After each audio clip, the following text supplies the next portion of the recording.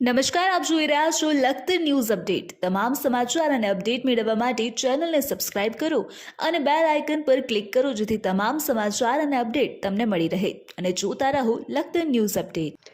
મહિલા સરપંચના વહીવટદાર પતિ રજૂઆત કરતા અરજદારના વિડીયો ઉતારતા હતા।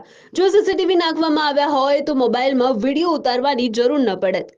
લખતર ગ્રામ પંચાયતમાં આજે સરકારશ્રીના પરિપત્ર મુજબ ગાંધી જયંતિ નિમિત્તે ગ્રામ સભાનું આયોજન કરવામાં આવ્યું હતું।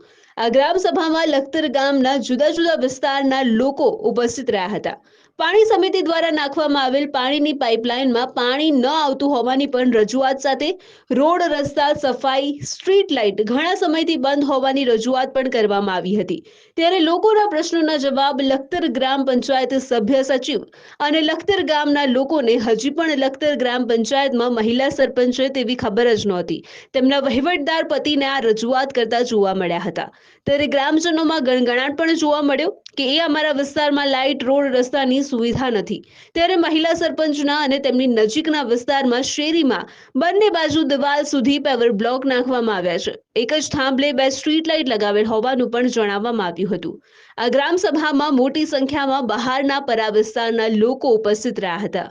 લોકોની ઉગ્ર રજૂઆતના પગલે મહિલા સરપંચના પતિ અને તેમના મળતિયાઓ લોકોને જવાબ આપી રહ્યા હોવાનું પણ જોવા મળતા લોકો દ્વારા જણાવવામાં આવ્યું હતું કે સરકારશ્રીનો સ્ત્રી સશક્તિકરણના ધ્યેયના આ ગ્રામ સભામાં લીરે લીરા ઉડતા જોવા મળ્યા હતા।